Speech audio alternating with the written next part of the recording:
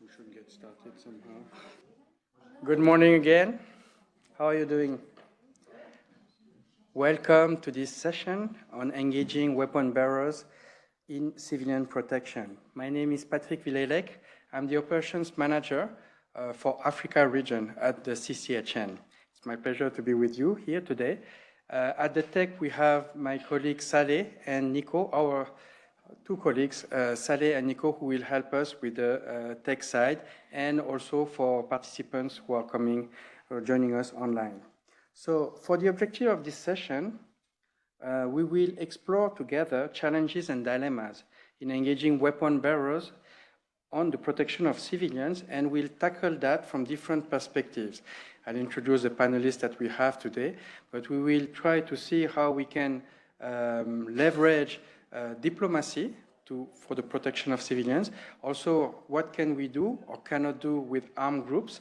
And also from the UNHCR perspective, what are the lessons learned from UNHCRs and the recommendations also on how to engage weapon bearers in protection of civilians.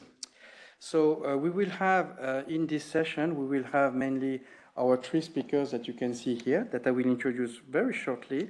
And then after that, we will ask you how you negotiate protection outcomes with armed bearers.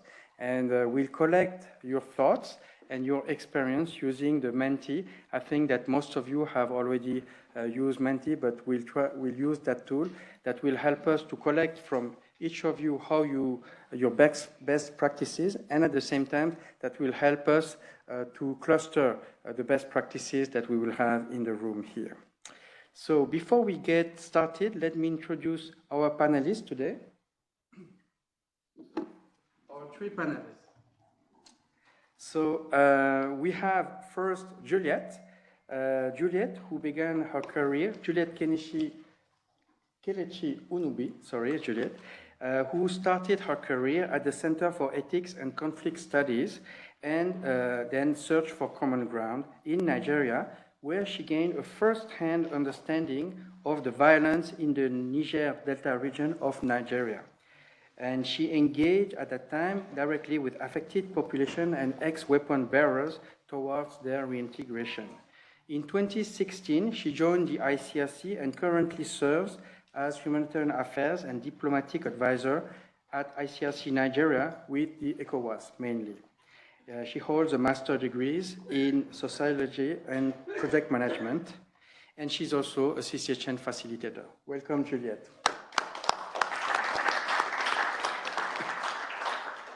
We also have with us Pascal Bonga, who is the co-director of the Center on Armed Groups based here in Geneva. He has more than 20 years of experience in engaging non-state armed groups towards compliance with international humanitarian law, and notably with Geneva Code. And he has published widely on the issue and also advised various UN agencies and NGOs on how to conduct humanitarian engagement with armed groups. Thank you for being with us, Pascal. I recommend, if you get some time, to check his website, Center of Armed Groups. There are a number of latest publications, I think quite relevant for the different contexts that we have. And last but not least, we will have with us Huda Shalshul. With over 17 years of dedicated service, Huda has contributed to various protection roles within the UNHCR in challenging contexts such as Iraq, Syria, and the Central African Republic. Currently at UNHCR headquarters here in Geneva, she serves as the senior legal officer and recently joined the Emergency Protection of Civilians unit within the Division of International Protection. A lawyer by profession, Huda holds 2 master's degrees, one in international public law and the other one in human rights and democratization. And she's also our longtime partner at the CCHN. We work together very often on strengthening negotiation capabilities of UNHCR. Right? Thank you very much for being with us, Huda. All right, and I'd like now that we take 5 minutes maybe for our participants online through the chat and also in the room here to greet each other and to get to know each other. So what I suggest is that you turn to your neighbor and just say hi and introduce yourself, who you are and where you work, what's your role, if you haven't done yet. Please, let's take the time to greet each other. Yeah. So I think we were introduced already very well by Patrick. Next week.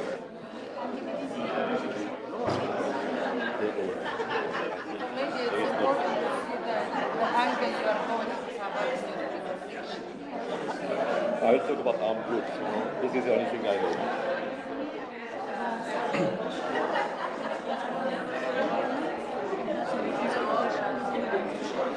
Please focus on the goal.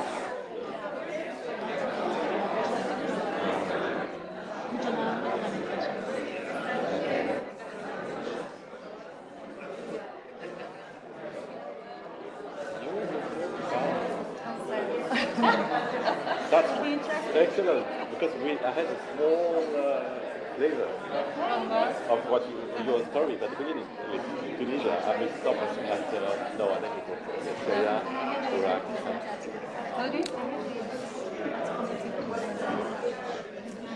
So She's a good presenter. I hope that you found a good neighbor next to you. You can get close because we'll have some. my issue is that I get excited and emotional. No, that's great. Me, it would be very boring because I will read this. Thank you. Perfect. So it's a good day. Okay, I hope you found some good neighbors next to you because we'll be hearing from you and you'll be talking to your neighbor to reflect on the different points from the panelists. All right? So if you want, you can also tell us where you are currently working, where you come from, by scanning this code and using the Mentimeter as we are moving on to our first panelist, Juliette, who will share her experience on how she engaged a multilateral organization, regional organization, on the protection of civilians on behalf of the ICRC. And the multilateral organization is the ECOWAS based in Abuja. Over to you, Juliette. Thank you, Patrick. Thank you. Good morning, everybody. It's a pleasure to be here to discuss this very important subject. As we know that today we are increasingly facing a highly politicized humanitarian environment, and conflicts are becoming more complex than they used to be. And it is then important to really engage with the decision makers, with opinion leaders to open political doors for our work on the ground to go on smoothly. And without that, it becomes difficult for frontline negotiators. So the two concepts, negotiation, and diplomacy, they overlap in practice, and you cannot do without the other one. And so it is important that as humanitarians, we don't have a choice. We imbibe the skills necessary to open these critical doors.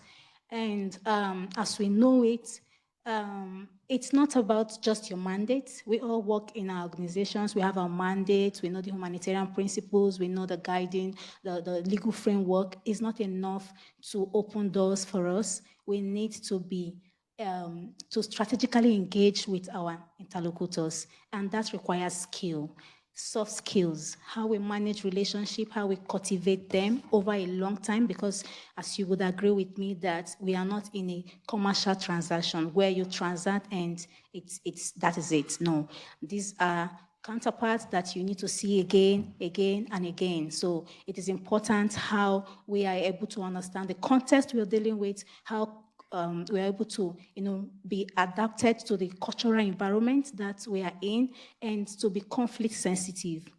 And what is the hard currency I would like to emphasize is trust. We've been hearing it for the past 3 days. Trust is a hard currency that we need in engaging with our counterparts.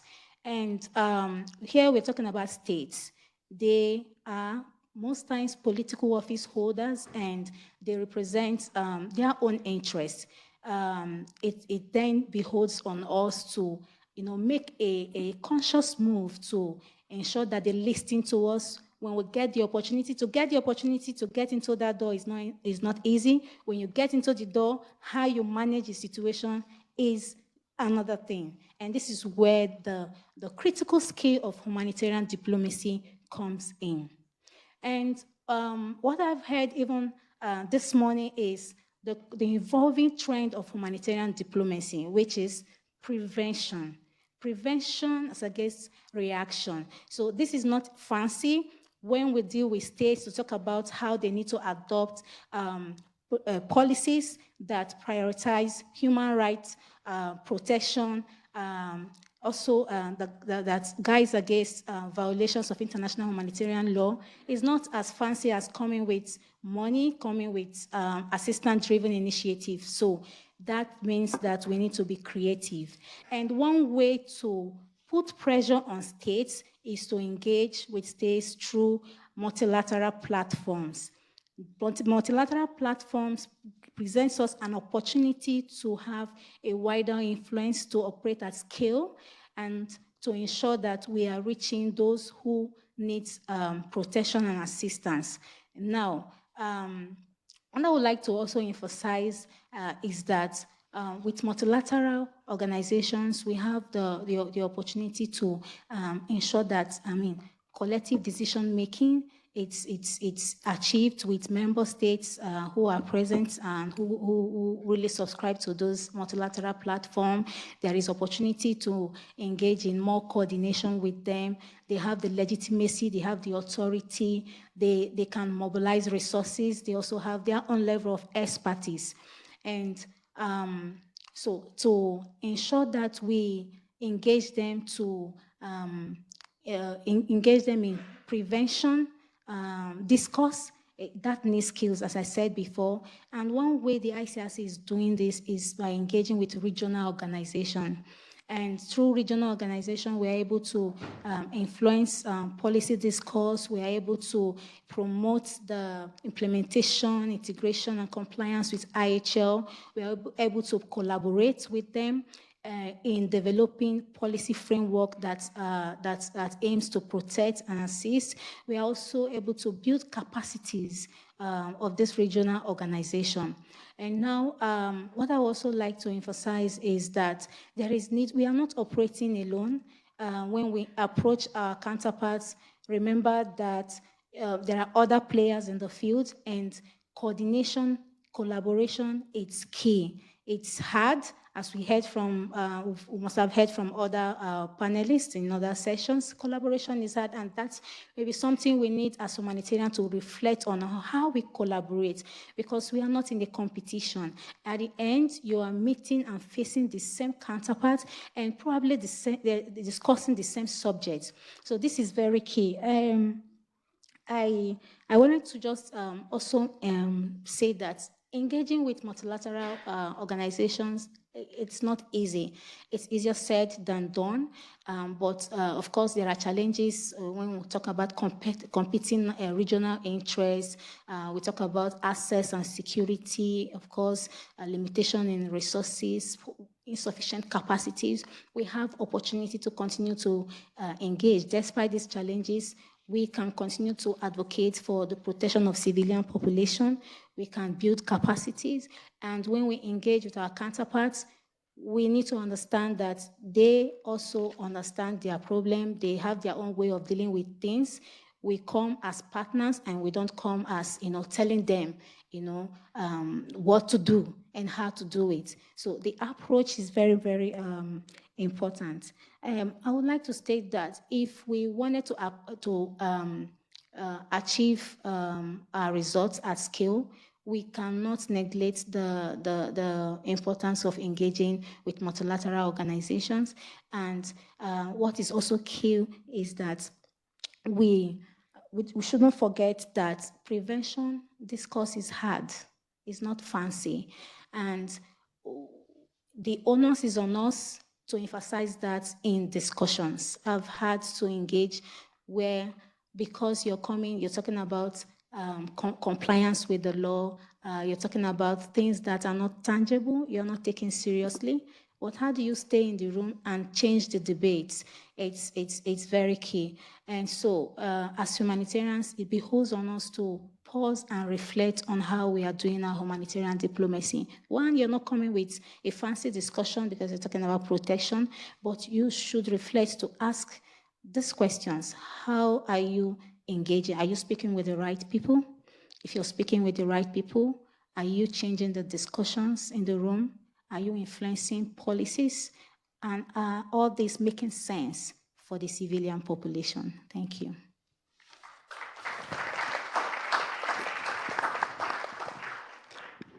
Thank you very much, Juliette.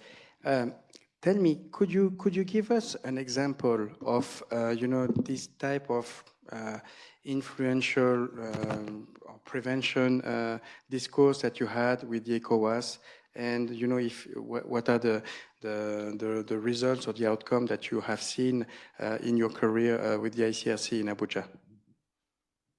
Just to put it in perspective, so recently we were in a room where we had other international organizations, so all international organizations dealing with this regional community, and it was a discussion on displacement. And we know that displacement, the topic on displacement is a huge one. And what I witnessed in the room was a natural drive to talk about what can we do, how can we help them in the camp with material resources. Yes, those are important, but there needs to be a right balance between the law that protects them, even in displacement camp or on the move, and what they need in terms of food, water, health care.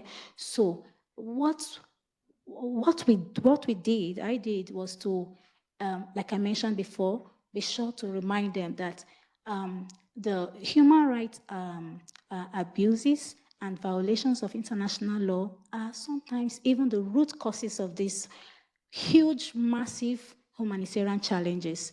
And in protracted conflicts, they make the situation complex. So why not invest in solving small problems than waiting to solve bigger ones? So these are some of the things, and I was happy, this was quite reflected in the outcome document, and it was so amazing how every other person were talking about how to respond in terms of food, in terms of water, shelter, and all of that. And in camps, we see sexual violence, we see child protection issues, we see a lot of things. We see people who have been forced to return, not having the proper support in terms of, for instance, documentation and all of that. So these discourse are very, very important. And like I said, it's not fancy. You need patience. You need a good measure of patience. And I was privileged to be in a room where we had meetings, but aside the regional community, everybody was talking about the frustration of dealing with government counterparts. But what do? Do we back out? No. If you back out, the humanitarian challenge remains. What is important is to know why you're there. Humanity is the first thing, and you have to devise mechanism to cope with all the frustrations that come with it. But I tell you, when you invest in building relationship with this counterpart, when you invest in understanding the context of the negotiation, when you invest in making sure that you don't go there and spoil things, you know the concept of do no harm, you are conflict sensitive, and you know that this is a partnership. When they learn to trust you and see you as a partner and not someone who is coming to tell them how to do things, you open the space. And the shrinking space is no longer the case. So this is where we want to be, and we hope we get there. Thank you. Thank you very much, Juliette. If I may summarize in a few words what you've just told us, I think that it's essential to engage with the states when you want to enhance protection of civilians as a first step. Now, the thing is that there are different ways to engage, and one of the way is to go through multilateral diplomacy. But as you stated out in your own experience, as you said, to get into the door, it's a long-term process. It's a long, painstaking, I guess, to be able to reach out and to influence these debates. One of the shortcomings, as you mentioned, is the collaboration first and foremost, between the humanitarian organization. There is no common positioning when you want to address those multilateral bodies. And then also from each organization is how you position yourself with the counterpart, now that is a multilateral organization, in terms of relationship also, in terms of discourse that you will give to them, in order to address the root causes of all the humanitarian crises that you can find in one region, right? So I have more, I want to have a more provocative question, and I'm taking the example of myself as an Asian and trying to engage with the ASEAN, which is clearly like an impossible task, but also now, you know, looking at the situation of the countries of ECOWAS, you know, and what is the future of ECOWAS, that could be also one of the questions, but I'll keep it for myself. What I would like you to do now, what I would like you to do is that you take 5 minutes and talk again with your neighbor in the front, on the side, in the back, and try to see, you know, what is your own experience or what you would do to engage humanitarian diplomacy, and in particular, multilateral organization. That's very specific to enhance protection of civilians in your work. What would you do or what have you done? And I'm not talking solely about ECOWAS.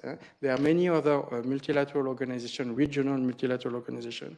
We can look at the African Union, you can look at Islamic Cooperation Organization, et cetera, and try to see what you could share with your colleagues, what has been done, and or what you can learn also from your colleagues. So shall we take 5 minutes to do so? And if you're not happy with your neighbors, you are free to move also. And there is enough space, huh? Okay. No. We are happy that. Are you happy with?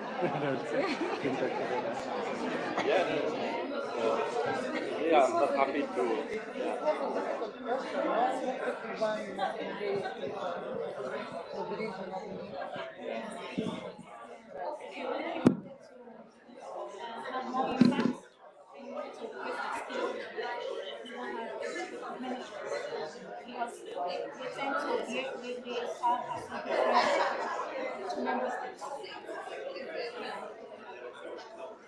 Yeah, maybe I can talk about my own experience when we started thinking about all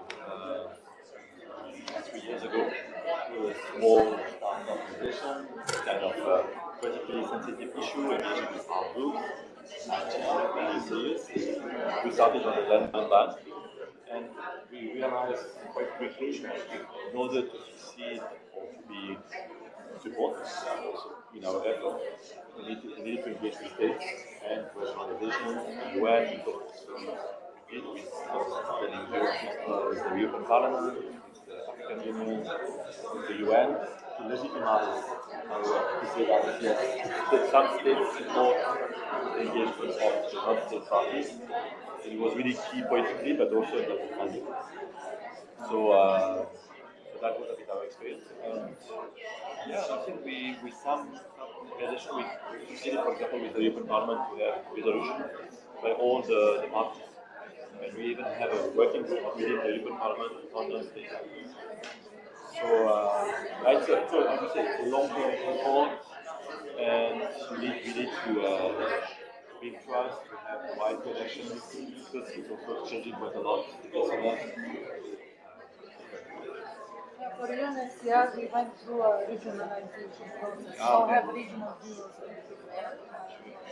And of course, they have like day-to-day discussion and communication with these regional institutions, like Africa, Latin America, and of course, protection of civilians, asylum legislation, all these big topics are discussed with them. And there are so many memorandum of understanding, etc. UNHCR and regionalization. With that, and many others about different aspects. As I said, it depends on our. We have intervention in the graveyards, and we have movements. And how So is it many. going? How's the relationship going? It depends from region to region and sub-region to another, but in general, this is our approach. Thank you. Thank you. We'll hear now from our second panelist, Pascal Bonga. Yes, ladies and gentlemen, please take your seats. We'll hear now from Pascal Bonga. Thank you. Pascal will share his own experience and also his knowledge, basically, because he has a lot of people writing, researching on the subject, on how to engage armed groups on the protection of civilians. Thank you, Pascal, for being with us. Thank you very much, Patrick. You put me under a lot of pressure in this very impressive venue, but I'm very happy to participate in this panel and to share some of my experience in engaging with armed groups on the protection of civilians, on IHL, some of the challenges that we have been facing, but also some of the lessons learned or good practice. So I will talk more from, I would say, a kind of macro perspective by giving some examples. And first, I would like maybe to demystify a bit engagement with armed groups. So it has a long history, actually. It's not something new. Already in 1871, Henri Dunant, the ICRC founder, was negotiating the release of hostages during the Paris Commune with insurgents. So it has really a long history. And today there are a variety of actors, of course, humanitarian organizations, but we have also states and community-based actors who on a daily basis engage with armed groups. And I think the role of local communities is being increasingly acknowledged. And we published at the center 2 studies on central Mali and Somalia, where we documented efforts made by local communities, leaders, elders to negotiate with Islamist groups on the release of aid workers, on the delivery of aid, on lifting of embargoes. So you have plenty of examples, and I think recent research also with case study by ODI, Humanitarian Policy Group, that have been published on CAR and Sudan, or South Sudan. Also, as we all know, most armed conflicts today involve armed groups. According to some estimates, nearly 200 million live in areas controlled by armed groups, or under the influence of armed groups. So there is no other choice than to engage all parties. If we want to assist or protect victims of conflict, we must engage with states and non-state actors. And IHL provides a strong legal basis for that under Common Article 3 to the Geneva Convention. And I think it's often not always known by humanitarians that there is this legal basis and under the Geneva Conventions, but you have also many UN resolutions, many common positions from regional organizations, for example, that also acknowledge or legitimize this principle of engagement with armed groups. And for sure, there are many challenges. I will just briefly mention a few. Of course, you have armed groups that reject IHL in general for various ideological or military reasons, but you have some who accept some of the rules, but not others, such as the prohibition of child recruitment or the prohibition of hostage taking. So depending on the groups, you may have different positioning towards different norms. And I think it's important to highlight this variety or this variation, but also the fact that armed groups like states are not monolithic. They may change policies and attitude over the time. And we have plenty of examples. Another challenge is fragmentation. And this is something which is quite specific probably to armed groups, is the number of proliferation, fragmentation, groups that have a loosely organized structure with, have split into various factions. And I think one example would be the former Free Syrian Army. I don't remember how many splinter groups were mapped or identified, but that's definitely a challenge that complicates engagement. Sometimes armed groups lack knowledge of basic IHL, or they lack the capacity to implement IHL. And there are some rules that are a bit more difficult, I think, for armed groups to comply with. And I will just give the examples of fair trials and give the example of the Syrian Democratic Forces in northeast Syria, who detain thousands of suspected members of ISIS, but are unable to basically ensure due processes in accordance to international standards. So you have also these capacity issues and the lack sometimes of external support, including from humanitarian organizations, including from states, to I would say support willing armed groups or de facto authorities to meet their requirements under international humanitarian law. Of course, and this is something that has been discussed already, you have restrictions imposed by states, both host states, donor states, third-party states, on engagement with some armed groups, especially the ones that they designate as terrorist organizations. So some states have adopted measures that criminalize dialogue with armed groups, or they have introduced no-contact conditions in funding agreements. And maybe a last challenge, we need also to look at ourselves. Challenges are sometimes internal. And I'm always struck by this survey that was made among the staff of one important UN agency, where you had like 50% of the staff that believed that it was not the mandate of their organization, or they have not the right to engage with armed groups. So we still have a lot to do to actually make sure that we are on the same page and that all opportunities to engage with armed groups are taken. But often, and this is something that is a bit changing, you have humanitarian organizations that have not really institutional capacity, turnover, not guidance, so they are often ill-equipped to engage on a systematic basis. And often there is this kind of community transfer or relying on local staff to engage with armed groups without necessarily the manager knowing what's going on, or very ad hoc. So I think there is still also quite a lot of work to be done on our side. So even if the overall picture is a bit grim, with IHL being violated every day, being, I would say, under question with recent conflicts, there are also some reasons to hope, and this is probably something that we all know, but there are, and I always try to like to remember that, there are documented evidence that engagement may work, that it is possible to engage with armed groups, including designated terrorist groups.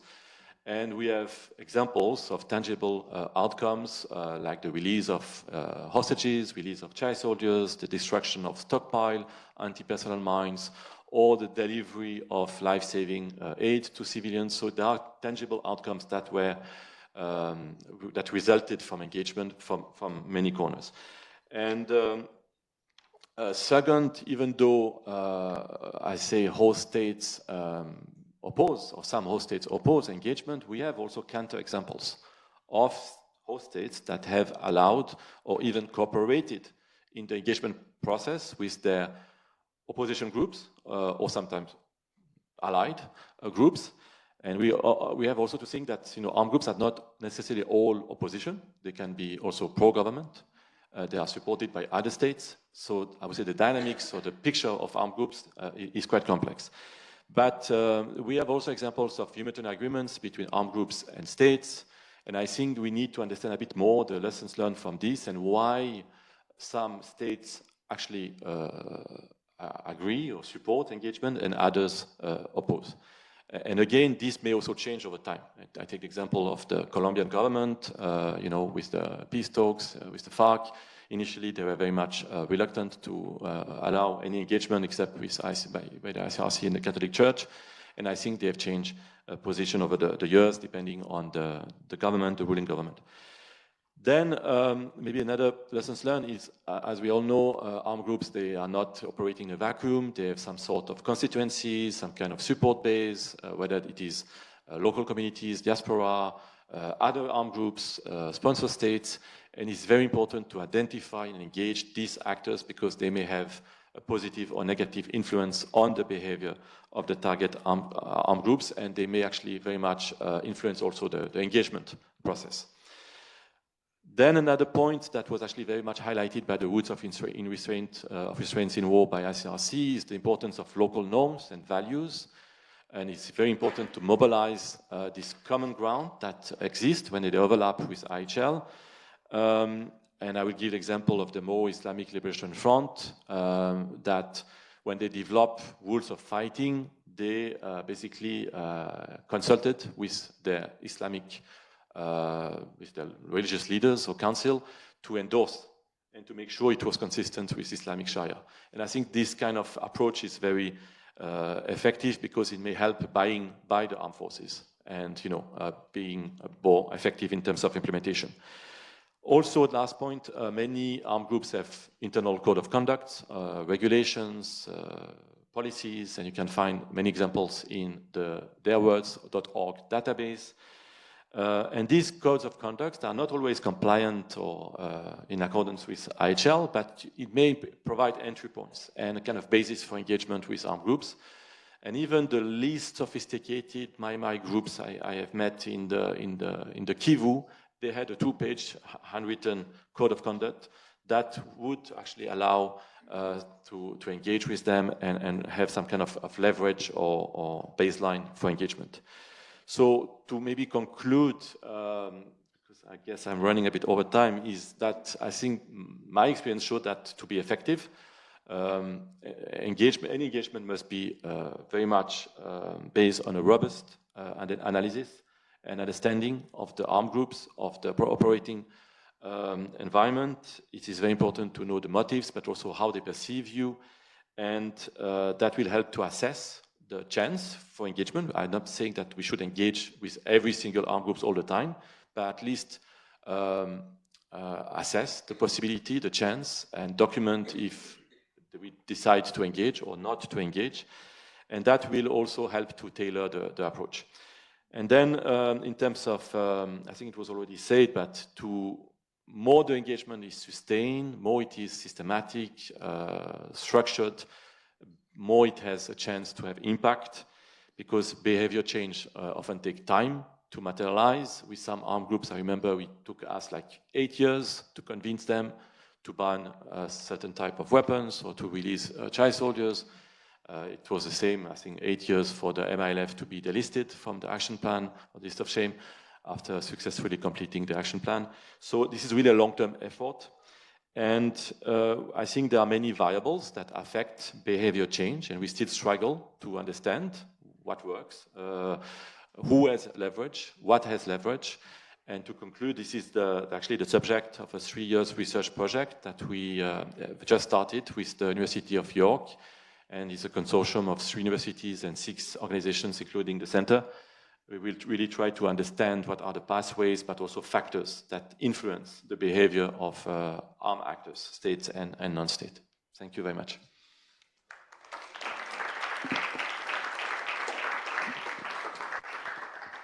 Thank you very much, Pascal. It's very rich what you just said here. And what struck me, as you said as an introduction, is that there are 200 million people living in areas controlled by non-state armed groups.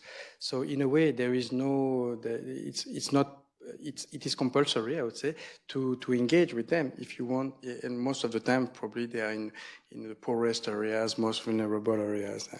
But what struck me as well is that you were saying that there is a kind of capacity and also the willingness from the organization to engage with the non-state armed groups. And I think it differs very much from each organization. And I see, I know most of you in this room here, you know, there are some different willingness, different capacities according to the organization here, right?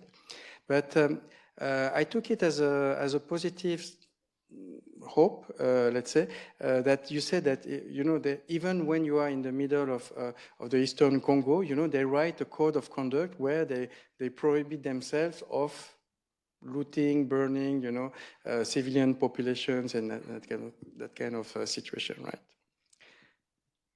No, yes, absolutely. I think this is a first step because, of course, this is just rules in paper, and then you need to, you know, make sure that there is a common understanding how they interpret these rules, but also how they implement.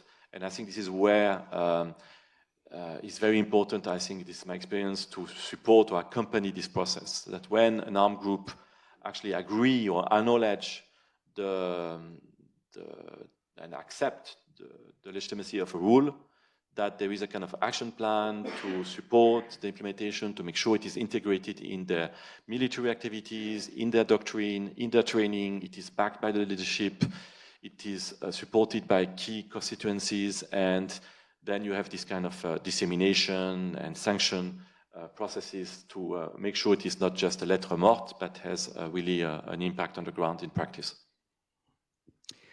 Thank you again.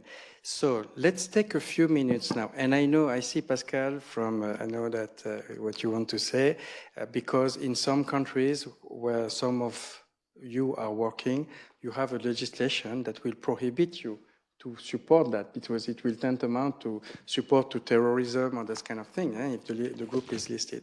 So I'd like to take another 5 minutes, or I'd like you to take another 5 minutes to share with your neighbors or others, what you do in your organization to engage with armed groups, what works, what doesn't work, and maybe you can have an idea also what could work in other regions and cannot work in your own region.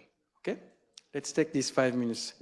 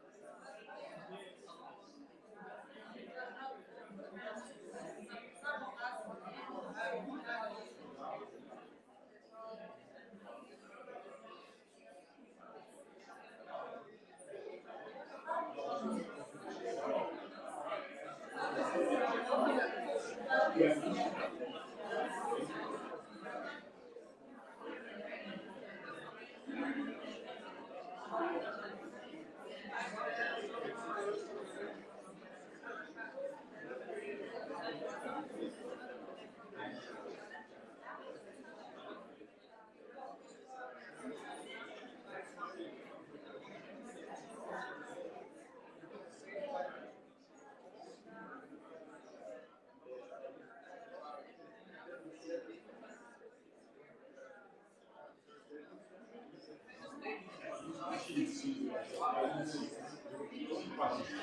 I say finish and I start the match, they say, are you ready? I say, maybe. Just start and see how it goes. You never know. When you start serving, yes, yeah. Okay. We'll, we'll have our last panelist, Ms. Huda Shalshul from UNHCR. Please take your seats. And after, you'll have the opportunity to share your own practices and tips also for engaging weapon bearers on protection of civilians. But for now, over to you, Huda. Thank you for being with us. Thank you very much, Patrick. Thank you for inviting me.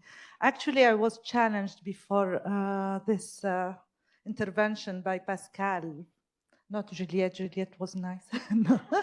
No, Pascal told me as UNHCR, UN, like, how do you engage? Like, directly, what do you do with weapon bearers? And I said, yeah, it's a very valid question. We always, I think, share the same operational space with them. So even if we don't want to engage directly, but sometimes it's inevitable and we need to be ready. And this explains our collaboration and strategic partnership with CCHN. Juliette mentioned in her intervention displacement as the hot potato in your discussion with ECOWAS. Displacement is a hot potato for everyone. And if you had a look at our global trends report published last week, you will see the numbers speak. And you can see that with 120 million almost of forcibly displaced persons and more than 76 million IDPs, the vast majority displaced because of conflict and violence, we are sharing more and more our operational space with weapon bearers. And weapon bearers is not one entity.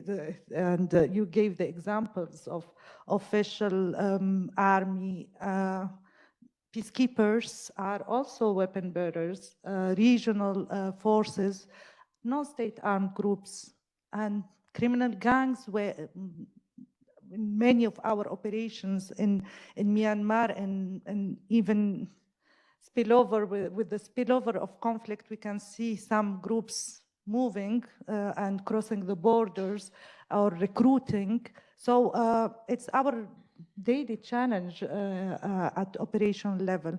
When you go and conduct some protection monitoring interventions or you distribute cash and you have a checkpoint that you discover that was set up a few hours ago, you have to deal with this. You need to negotiate. They can ask you to distribute on your behalf the cash or the assistance. What can you do? Are you ready? Is your staff ready? Is your partner ready? And that's why we are trying to establish more and more partnership and work with CCHN and other partners in order to prepare ourselves with soft skills and to be ready. But we always try to do it with others because with others is more efficient. And as a UN, in general, if we engage, it's through, as much as we can, civil-military coordination mechanism that is pre-established, but it's not always possible because we are working in different operations at hard-to-reach areas, and we don't have always this decentralized civil-military coordination mechanism in the deep field, and sometimes in areas that are not controlled by government. So we need to be also to try to prevent that by preparing the negotiation and align our position with others, whether we engage or not, if we engage with whom and how. And this is very important because if we have an issue like authorities or non-state armed groups or de facto authorities deciding to start returning displaced persons, and we think that they should be prepared by consulting the communities and talking to people and to assess the voluntariness of this movement. We need to prepare for this and we need to align our position. We cannot say this is not possible now because we need to consult, while other actors can start already providing support to the militaries or other authorities in order to facilitate this return. This will only do harm to our reputation, do harm to the communities we work with and for, and do harm to our local partners and actors. And that's why my first recommendation is to go to this together, to align our position and not to contradict each other, because this is very counterproductive and it can be very dangerous as well sometimes. When you are approached by some authorities, militaries or de facto authorities or others to evacuate people because there is a threat, this is a big dilemma. We have ethical dilemma here because you need to do something because it's life-saving, but at the same time you need to know what is behind this, how this decision is taken, and only a good, a very deep conflict-sensitive analysis could help. And this, we can have also weapon bearers as allies in this. They have the information in general. They can help us map the different armed groups or the different threats and to assess the risks. This is very important. So first, collaboration with others. Second, conflict-sensitive analysis. I heard this word a lot. Yesterday I attended online. Sorry, I was not able to be here in person, but this word keep coming, but it's key. It's really very important. And I had the experience of going on mission in a deep field for another, like I didn't know that I would have to discuss or negotiate with weapon bearers. I had another mission 2 hours, and I found myself like engaging because protection was in danger because we had to consult our refugees in that area. A refugee camp attacked every day by non-state armed groups, and only the presence of peacekeepers was the mitigation measure, and they helped a bit reduce the threat and reduce the risk of attacks. And when I arrived to conduct another mission, as I said, I found out that the contingent, the peacekeeper contingent, had to remove their bases and go to another more important, from security point of view, location at the entrance of the village. And it took me some time. I had to negotiate, going together with the peacekeepers, talking to the community leaders, the refugee leaders, in order to explain that this is the situation, this is what we heard, and this is what will happen, because militaries, when they receive instruction, they need to, sorry, Stephen, I'm just saying this because I know how much you understand me. So explaining that it should be postponed a bit as a decision was not the way forward. So what happened is that I tried to explain that we need to inform them, maybe they will suggest alternatives. And this is exactly what happened. And this was in Central African Republic, in a very hard to reach area. And this is what happened. When we had the meeting with the refugee leaders, they suggested, they understood. We were like very reluctant. We said maybe they will be violent, maybe they will not understand that this is a priority, their lives will be in danger, so we understand. But they understood that if the contingent doesn't move, it will put in danger all the village, including themselves. So they provided alternatives, and they said, that they can have an early warning mechanism, and they need a focal point in the mission, the peacekeeping mission, in order to contact in case of alert. And they also came up with the needs. And here it always reminds me the equation of the risks, because in order to reduce the threat and the risk, we need to try to build the capacity of the community, of the actors. And they said we need, at least for community leaders, mobile phones. We need credit just to text in case of an alert or any attack that happens in a different side of the camp. So these are what we are dealing with every day. And as UNHCR, we of course operate in countries where conflict is ongoing and sometimes protracted, but we negotiate also in countries of asylum.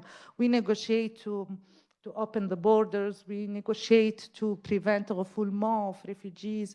We negotiate in our everyday work. So it's key and it's very important, and we value very much this partnership with CCHN because it allows us to compile case studies, and with Hala we had several workshops last year, and we will continue to have workshops with local actors, with partners, in order to, I will not use what yesterday was criticized, train partners. No, in order to work together. I learned the lesson from yesterday, what was discussed, and I know how important is to value the capacities of local partners and of national colleagues. They do have the information, they know the context, and also the capacity of communities, because they know better than anyone else how to protect themselves. They need to have their capacities strengthened and to have the tools and means to implement that. So I will stop here, and if you have any question, I'm ready. Thank you very much, Huda.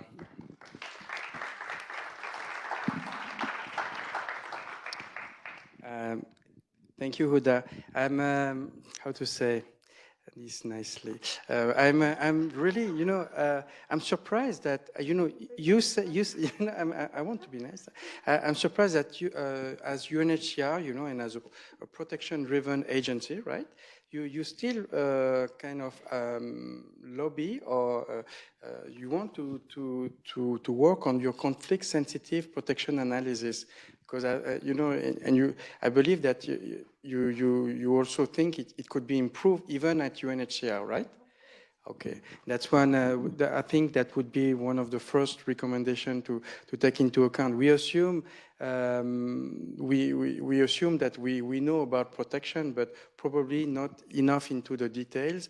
And as I understand, HCR has such a wide portfolio of different protection, needs, or like trying to cover these protection needs.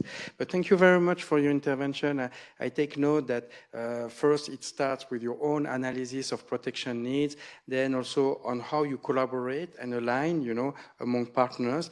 And I know there's always a discrepancy between the UN system, how you can align, and then with weapon bearers, and also I think the rest of the humanitarian sector, and also about your staff capacity building. And we had this in every workshop. We start with the session to define protection within the protection actors, but also others. And it's always fascinating to see how diversified definitions we receive, and how various aspects are zoomed in by different actors according to their mandates and priorities. So yeah, it's very complex, but it's also essential and necessary. And one thing I forgot to say as a summary of your key points, I think that the role of communities is often underestimated. And for me, as I know a bit of HCR, I think that's where you try to work more and more with the local partners involved in protection to make it happen. But I think that's not like a common practice today. To work with these local partners, these lawyers that have their association who can support and so on for the different steps of resettlement, non-refoulement, etc., etc. that you mentioned. Thank you very much for that. So, okay, let's take another 5 minutes for you also to reflect together, how would you do, hearing now from what HR is doing, how would you do in your own organization and how you could do it maybe better, and also depending on which organization you are active with today, because it's very different if you work with UNHCR or if you work probably with NRC or DRC or other organizations, similar, or local organization also that is very much involved into protection and engaging with arm bearers. Okay, you can talk again with your neighbor.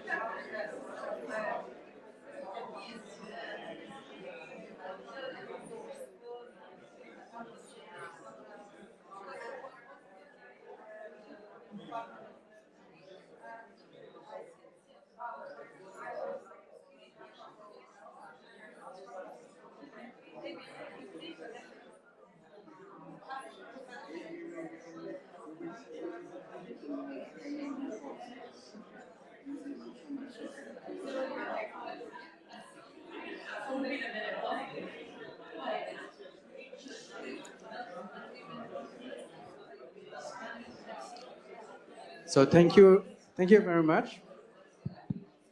Okay, now, so I hope that you had good conversation with your neighbors, your colleagues on the three panelist interventions.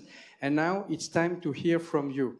I'd like to hear from you. What are your recommendations, your practices on engaging weapon bearers in protection of civilians? In your own experience, because I can see everyone here has had his or her own experience of engaging on protection of civilians. So let's use the Mentimeter, you know, this app, to share with us what are your key tips on protection negotiations. And you can share it individually, or you also as a, you know, as a group with your neighbor. And then by the magic of AI and technology that I just learned last week, so it will pop up directly on the screen and it will be clustered actually so that we can see if there are some commonalities, some common patterns that come from that. Okay? So let's take another 5 minutes. You can still talk, of course, and you can write, and we will see that coming up on the screen. And it will be anonymous also, in case you are scared of reprisals or anything that will happen after the session.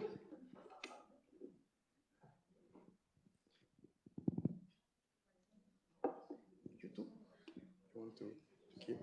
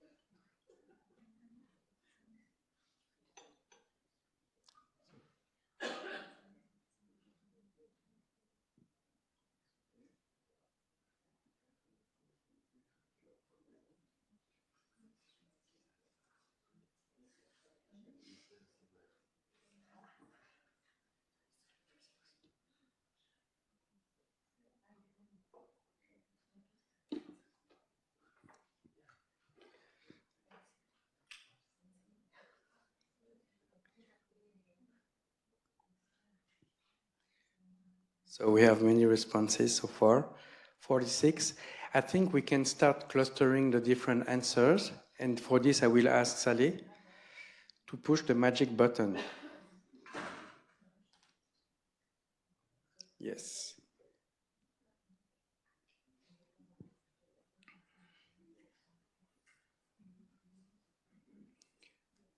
Okay, what are your key tips on protection negotiations? You can read with me. 14 responses, building trust. Building trust, 12 responses, negotiation skills. I guess it's about developing and improving negotiation skills. Local engagement, conflict sensitivity. So, okay, on principle strategy and so on, okay. Empathy and humanization, 4 responses. Understanding the context, I guess it's a bit linked to conflict sensitivity and context analysis. Strategic approach, okay, developing a strategic approach on protection negotiations. Okay. Communication strategy and new responses. New responses, okay, that's uncategorized. All right, okay. Yes.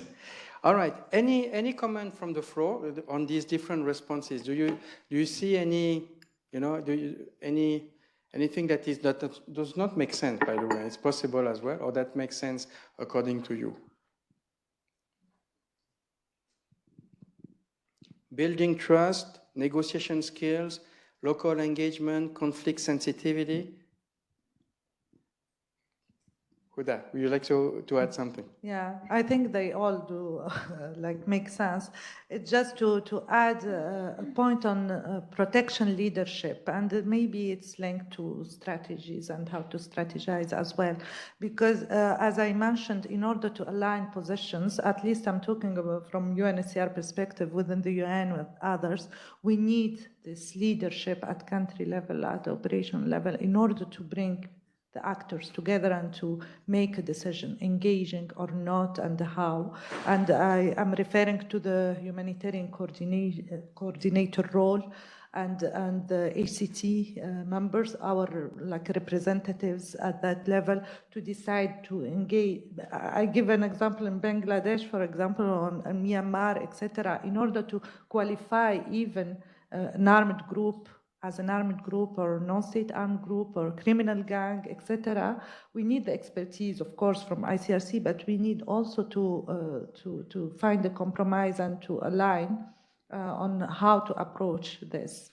So it's very important, I think, to add the protection leadership here. Thank you. Any comments or questions also, or additional recommendation from the floor? Yes, Dana? My question is for you. Thank you, the three of you, for your presentation. They were very interesting.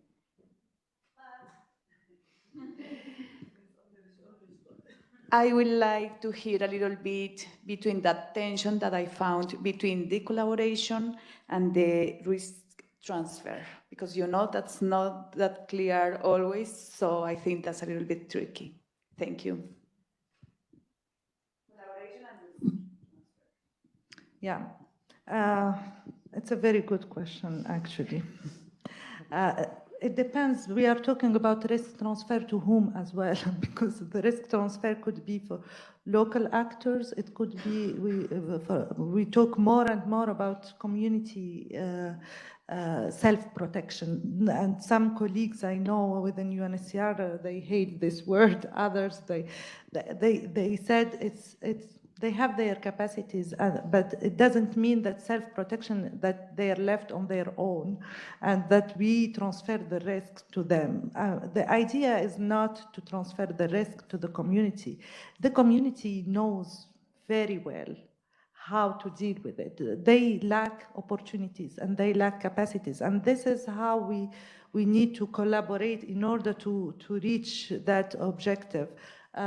So when we do the conflict sensitivity, sensitive analysis and risk analysis, we need to take into account all these issues about exposing exposing local actors or national colleagues or communities. And that's why I don't know, one of Juliette or Pascal, they mentioned the do no harm approach. This is key. Anything we decide to do needs to take into account the protection of the person or the actors that collaborate in this process. So it goes together. It's not one-time exercise. This needs to be updated every day because the context changed, the conflict dynamics could change, and the influencers also could change. And here maybe one point about the role of member states and of donors is key, because they can back up the process and they can be more efficient than we do sometimes. So having them as partner, sharing information, being transparent with them about our issues, our own risks as well, is very important. And a lot of discussions in different fora are about, for example, the diversion of risk. And we need to be transparent about the risk of engaging when there is a risk of diversion of aid or any other issues with our commitments and partnership with donors. Thank you, Huda.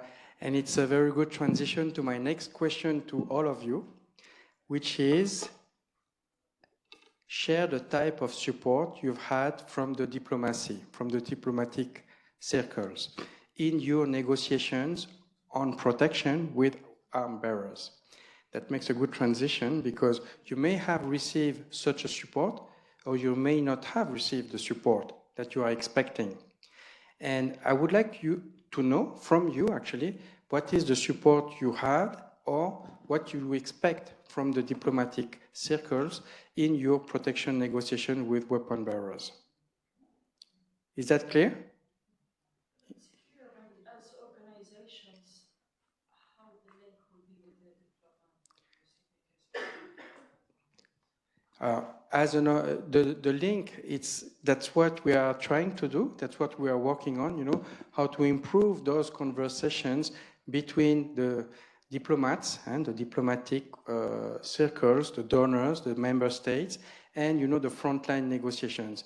And that's one of the bridge that we're trying to build with some efforts, definitely. But one of the shortcomings, and that's why I'm asking this question, is that as humanitarians, we have a tendency not to formulate clearly what we request from the states. You know, there was one request that was done for many years by the humanitarians, is that when you engage with a designated group, Pascal, when you engage with a designated group, you will face being imprisoned because of the counterterrorism legislation that you can find. And then came in December 2022, the resolution 2664, the UN resolution, that gives a waiver for humanitarian organizations to engage with those groups, right, designated groups. So that's a kind of, I know it's a long process and so on, but that's the kind of thing that, what are the requests from the humanitarian sector towards the diplomatic circles? Now, Huda just mentioned that there should be kind of more open dialogue, or more, you know, saying, yes, we have issues, we have a risk of diversion of the food, of the assistance that we are providing, and so on. And that's an example that is outside protection. But if you have any request, then I would like you to share with us here by using the Menti. Yes, sir? Thank you very much for this informative discussion. I think there are many things we request from diplomats as a humanitarian negotiator in the field. First, protection. It's very important because we are dealing with sometimes bad people in the field, not coming to our countries and find ourselves blacklisted. This is very important for us, and diplomats can help us in this kind of a protection, because we need also protection for us as a humanitarian negotiator. Acknowledgement is very important, that to acknowledge that this work is something necessary and must to do that. Without this kind of negotiation, we will not be able to provide protection and assistance to the needy people. The third thing is support. because it's very complicated. And with the support of diplomats, when they protect us and acknowledge our work and try to work with us, because sometimes they don't have the information that we have in the field. And when we come with them, then they can, because an example, sanctions, all of this, it's make our work very difficult. But when they hear from us, they can listen to the real facts, not from media, not from their ambassadors, but also from the field. That will help them and to understand our position. Thank you very much. Thank you. So let's take a few minutes to collect your thoughts as well from the rest of the audience today with the Mentimeter.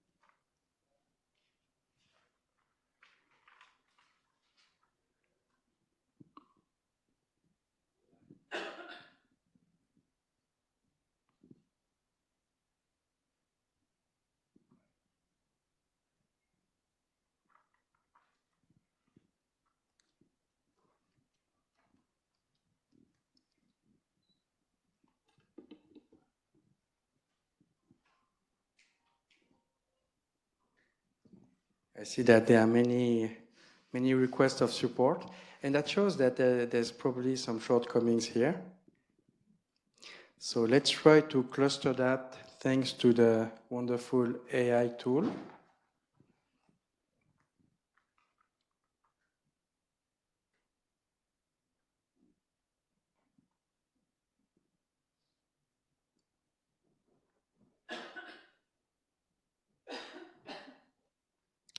So what do we have here? The human, okay, one of the main requests of support is about the access. Can we click on that one just to see the different responses? Yes, thank you. Contextualized response to humanitarian needs, depolitization of the humanitarian space, talks and exchange with humanitarians, and the direct engagement also I see that with military government for more access. What do you say, Pascal? What do you think? Maybe it's more about space for engagement and access, but I contributed one of the response. I think that states have also a responsibility under the Geneva Convention to promote respect, especially when they are in joint military operations or they're supporting allies that are whether states or armed groups that are involved in violations or in military operations, but also no criminalization of, to review national legislation for the stop criminalizing efforts. I think if they could abstain from, adopting more legislation, counterterrorism legislation that actually criminalize or potentially criminalize military workers. So that's probably some of the response, and I fully agree with that. Yes, Juliette? Thank you. Just to state that most of the things I see here are requests to diplomats, indeed, but what is even more important is the internal coordination, because we have diplomats having those high-stake, high-level discussions, and we have Frontline, facing the reality on the ground. What is important is to have a space to share communication between field and headquarters, ensure that you're hearing what is happening down on the field, and ensure that you're putting it forward when you have the opportunity to meet with diplomats. Now, to do this, these are nice to have, but how do we get there? And this brings me to the first inputs we made. I see that a lot of them spoke to having humanitarian diplomacy skill. This is very key. And I believe that there is space to learn, there is space to improve.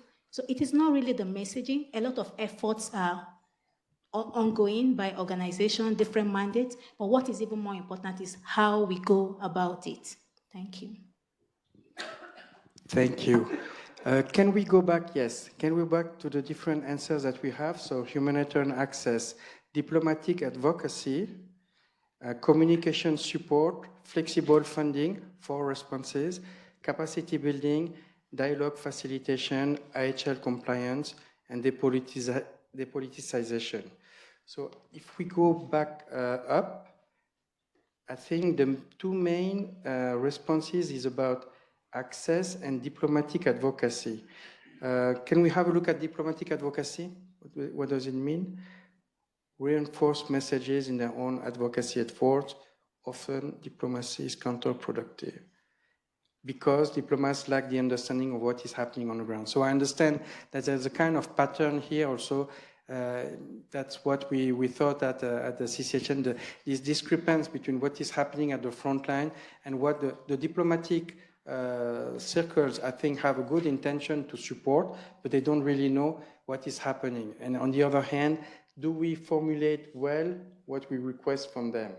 And do we have these open communication channels between, the diplomats that are often in the capitals, or in the capitals of, and then on the frontline negotiators who are facing every day, the consequences of this legislation, these donors restrictions, and so on and so forth. Yes. Just to add very quickly, when we are talking about presenting our case before diplomats, what is also, very key is strategic communication. Okay, so how do we formulate our narrative? How do we make it, because they're also interested in, they are humans, first of all. So how do we position the messaging in a way that they see how it projects their own profile? This is very key, strategic communication. Thank you. Thank you, Juliette. And thank you, everyone, for sharing your thoughts and your recommendations here. As a conclusion of the session, we are coming close to the conclusion. I'd like to invite Stephen Kilpatrick as a key listener and also as a weapon bearer perspective on this topic. So if I may introduce Stephen for you. Stephen Kilpatrick served for a full career as an officer in the British Army, completing multiple tours in Northern Ireland, the Balkans, the Middle East, and Africa, and as an instructor to the Royal Military Academy, Sandhurst, Director of Studies at the UK Joint Command and Staff Course, and at the Kuwait Staff College. He also served as an advisor in the British Embassy in Tehran and subsequently in the High Commission in Islamabad. He was appointed Officer of the British Empire in 2001 for his command of a battle group on operations in Kosovo. Then, on leaving the army, he served for almost 8 years as an armed forces delegate at the International Committee of the Red Cross in Myanmar and at the ICRC. So, please welcome Stephen.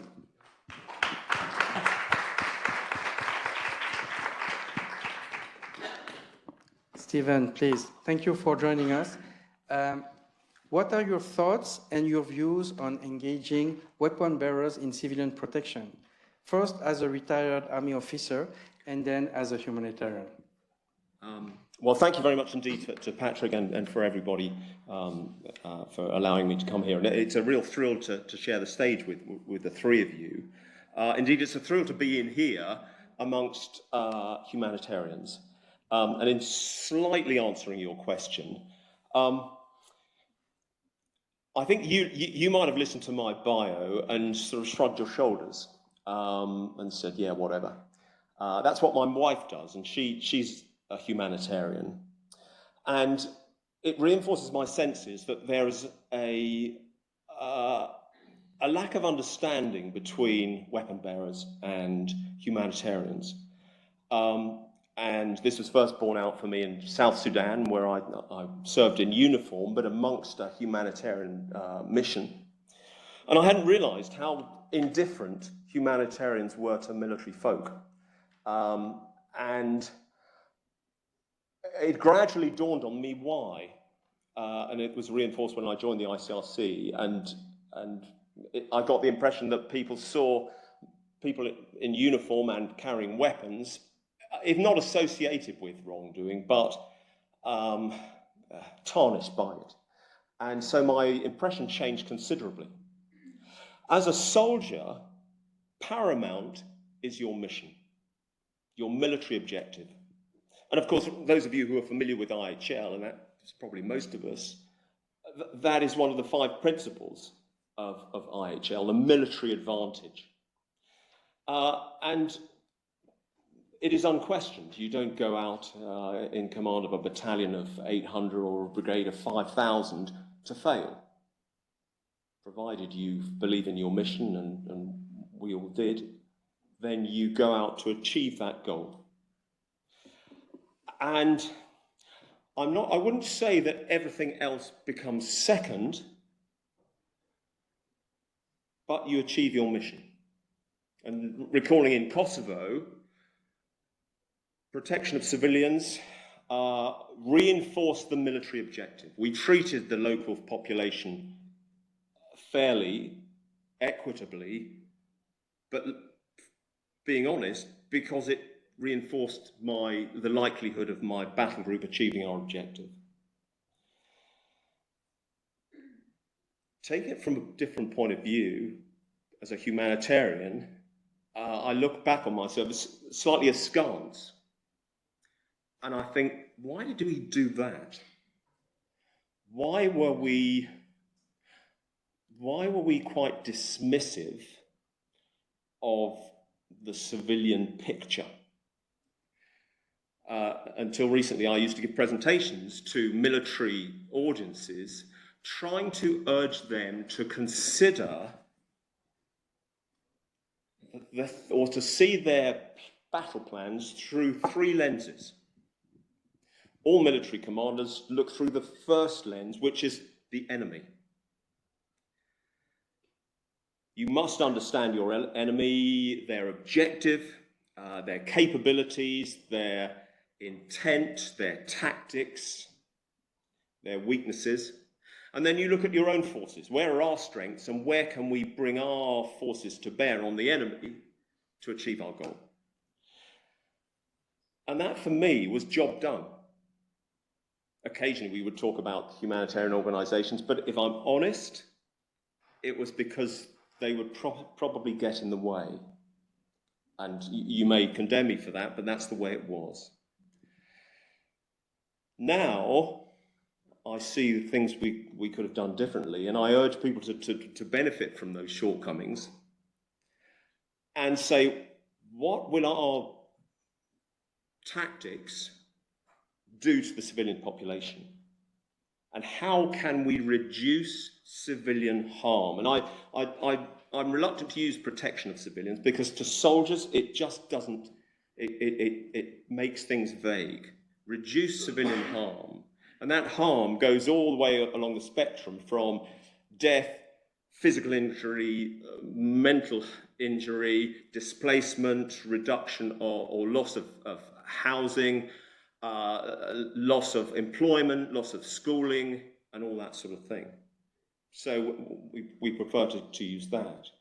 And try to encourage military commanders to recognise that that is important. Not only will it impact on the civilians themselves, but it will impact the achievement and the mission.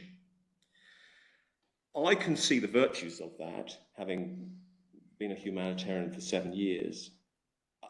And I have tried very hard to get military commanders to see the virtues of that. And there are some reasons to be cheerful, because what we're hearing daily on the news is permeating the military mindset. People are better understanding that it just cannot go on like this.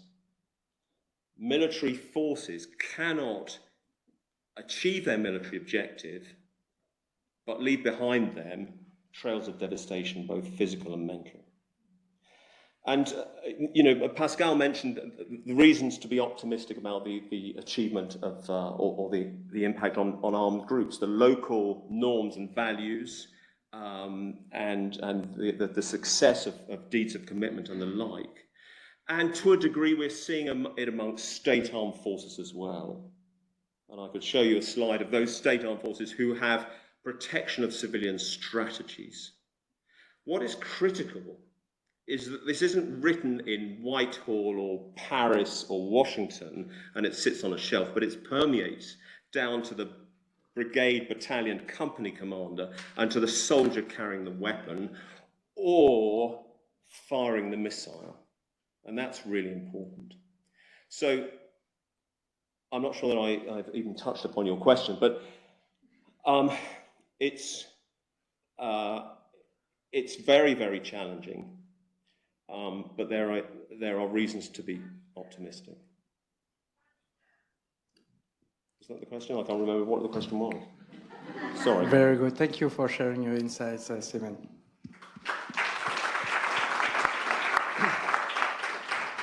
Thank you very much again. Right.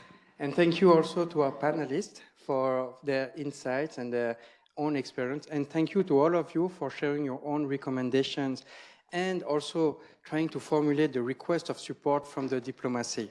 So we are coming to an end of this session.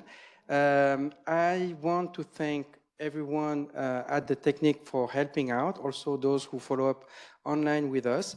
And I hope that we will continue our deliberations with the CCHN and beyond as well. First, we'll be in Port Sudan this month now. At the end of the month, we'll be again in Port Sudan with a protection workshop that we will organize. And then we'll be back in different places where we will continue our discussions, our deliberations on protection negotiations with arm bearers. So thank you very much. I hope you enjoyed the session, and I hope to see you soon again, very soon. We will also include some of your resources from the participants, from the panelists here, and we'll write a short summary of your own recommendations and key tips. Thank you again. Thank you, Juliette. Thank you, Pascal. See you.